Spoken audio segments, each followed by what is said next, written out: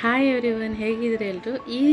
ಈ ಲಾಗ್ನಲ್ಲಿ ನಾನು GPSರಿಗೆ ಯಾರೆಲ್ಲ ಓದ್ತಾ ಇದ್ದೀರಾ ಅವರು ನೋಟ್ಸನ್ನು ಯಾವ ರೀತಿ ಮಾಡ್ಕೋಬೇಕು ಅಂದರೆ ಸೋಷಿಯಲ್ ಸಬ್ಜೆಕ್ಟಿಗೆ ಹೇಳ್ತಾ ಇದ್ದೀನಿ. ನಾನು ಸೋಷಲಿಗೆ ಯಾವ ರೀತಿ ನಾನು ನೋಟ್ಸ್ ಮಾಡ್ತೀನಿ, ನಾನು ಪ್ರಿಪೇರ್ ಆಗ್ತಾಯಿದ್ದೀನಿ ಅನ್ನೋದನ್ನು ನಿಮ್ಮ ಜೊತೆ ಶೇರ್ ಮಾಡ್ಕೊಳ್ತೀನಿ. ಯಾರೆಲ್ಲ GPSರಿಗೆ ಓದ್ತಾ ಇದ್ದೀರಾ ಅವರಿಗೆ ಈ ಒಂದು ಲಾಗ್ ಇಷ್ಟ ಆಗ್ಬೋದು, ನೋಡಿ. ಹಾಗೆಯೇ ಯಾರು ಸಬ್ಸ್ಕ್ರೈಬ್ ಆಗದೆ ನೋಡ್ತಿದ್ದೀರಾ ಪ್ಲೀಸ್ ಸಬ್ಸ್ಕ್ರೈಬ್ ಮಾಡ್ಕೊಳ್ಳಿ, ಲೈಕ್ ಮಾಡಿ ಮತ್ತು ನಿಮ್ಮ ಫ್ರೆಂಡ್ಸ್ಗೂ ಸಹ ಶೇರ್ ಮಾಡಿ. ಬನ್ನಿ, ಹಾಗಿದ್ರೆ ಸಿಂಪಲ್ಲಾಗಿ ಈಸಿಯಾಗಿ ನೆನ್ಪಿಡ್ಕೊಳ್ಳೋ ಥರ ಯಾವ ರೀತಿ ನೋಟ್ಸ್ ಮಾಡೋದು ಅಂತ ನೋಡ್ಕೊಂಡ್ರೆ.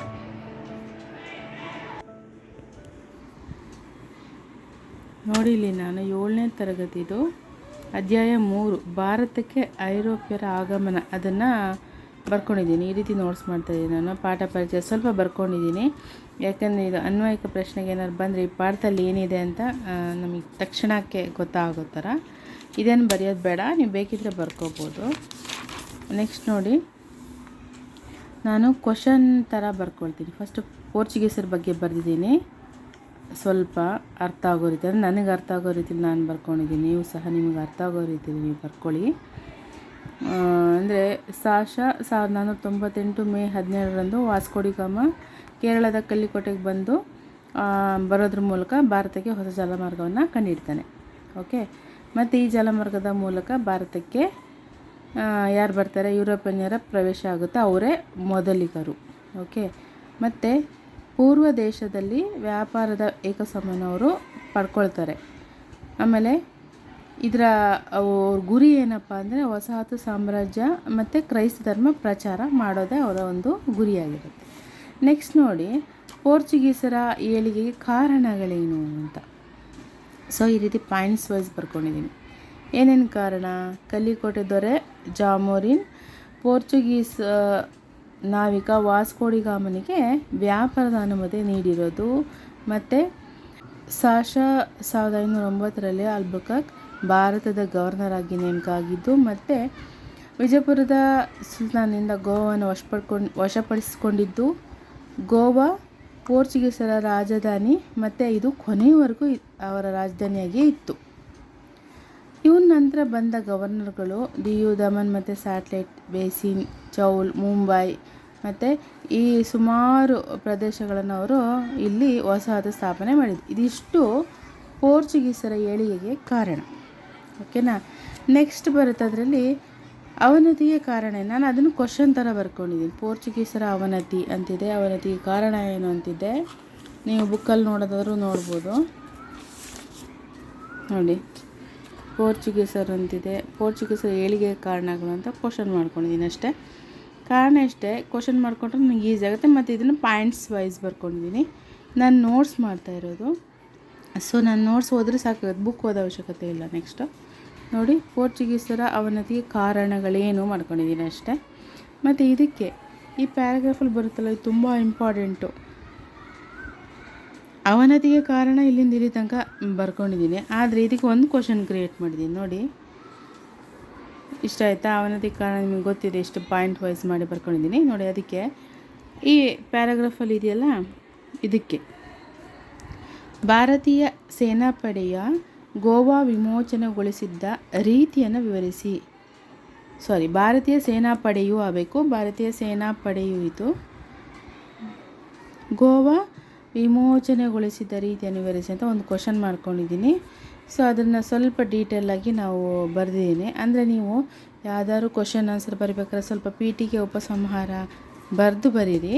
ಅಂದರೆ ಅದು ಹೆಸರು ಬರಿಬಾರ್ದು, ಅದು ಗೊತ್ತಾಗಬೇಕು ಅದು ಪೀಠಿಕೆ ಅಂತ ಮತ್ತು ಉಪಸಂಹಾರ ಅಂತ ಗೊತ್ತಿರಬೇಕು. ಒಂದು ಸ್ವಲ್ಪ ಅಪ್ಲೈಡ್ ಮೆಥಡ್ ಥರ ಬರಿಬೇಕು. ಓಕೆ, ಇಲ್ಲಿ ಬರೆದಿಲ್ಲ ನಾನು, ಬರೀ ಏನು ಇಂಪಾರ್ಟೆಂಟ್ ಪಾಯಿಂಟ್ಸ್ ಬರೆದಿದ್ದೀನಿ ಅಷ್ಟೇ. ಎಕ್ಸಾಮಲ್ಲಿ ಬರೆಯುವಾಗ ನಾನು ಅದನ್ನು ಬರಿತೀನಿ. ಫಸ್ಟ್ ಪೀಠಿಕೆ ಥರ ಬರೆದು ಆಮೇಲೆ ನಂತರ ಎಂಡಿಂಗ್ ಮುಕ್ತಾಯ ಮಾಡೋದು, ಆ ಥರ ಮಾಡ್ತೀನಿ. ನೋಡಿ, ಪೋರ್ಚುಗೀಸರ ಫ್ರಾನ್ಸಿಸ್ಕೋ ಡಿ ಅಲ್ಮೆಡಾ ಅವನು ಭಾರತದ ಪ್ರಪ್ರಥಮ ವೈಸ್ರಾಯ್ ಆಗಿ ಬರ್ತಾನೆ. ಭಾರತಕ್ಕೆ ಬಂದ ಮೊದಲ ಹಾಗೂ ಕೊನೆಯ ಯುರೋಪಿಯನ್ನರು ಯಾರು? ಪೋರ್ಚುಗೀಸರೇ ಆಗಿದ್ದಾರೆ. ಕೊನೆಯವರೆಗೂ ಅವರು ಗೋವಾ, ದಿಯು ದಮನ್ ಮಾತ್ರ ಇವರ ವಶದಲ್ಲಿ ಇರ್ತದೆ. ನೆಕ್ಸ್ಟು ಬ್ರಿಟಿಷ್ ಆಳ್ವಿಕೆ ಕೊನೆಗೊಂಡರೂ ಇವರು ನಮ್ಮ ನೆಲದಿಂದ ಹೋಗಿರಲಿಲ್ಲ.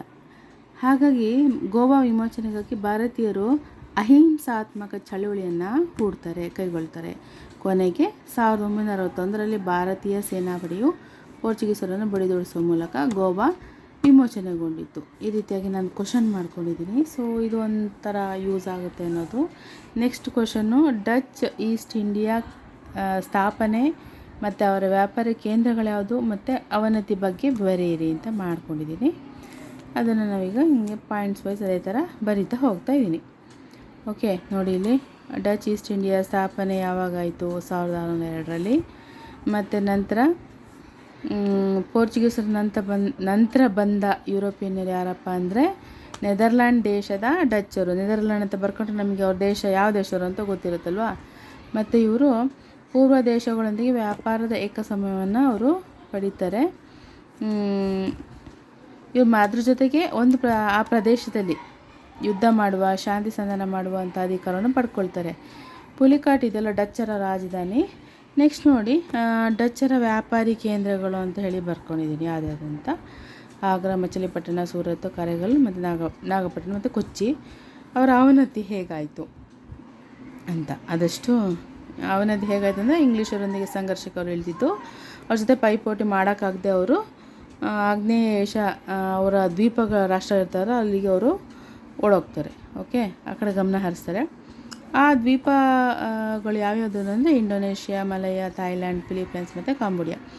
ಇಷ್ಟು ನಾನು ಹೀಗೆ ಬರೆದಿದ್ದೀನಿ ಒಂದು ಕ್ವಶನಿಗೆ ಇಷ್ಟು. ಸೊ ಇದರಲ್ಲಿ ಯಾವ ಕ್ವಶನ್ನು ಕೇಳಿದ್ರು ಬರೆಯೋ ಹಾಗೆ. ಅಂದರೆ ಇಲ್ಲಿ ನೋಡಿ, ಡಚ್ಚರ ವ್ಯಾಪಾರಿ ಕೇಂದ್ರಗಳು 1 ಮಾರ್ಕ್ಸಿಗೆ ಬರ್ಬೋದು. ಆಮೇಲೆ ಇದು ರಾಜಧಾನಿನೂ ಬರ್ಬೋದು 1 ಮಾರ್ಕಿಗೆ, ಇದರಲ್ಲೇ ಕವರ್ ಆಗೋ ಥರ. ಮತ್ತು ಕಂಪನಿ ಸ್ಥಾಪನೆ ಆಗಿದ್ದು ಯಾವಾಗ ಅದು ಬರ್ಬೋದು.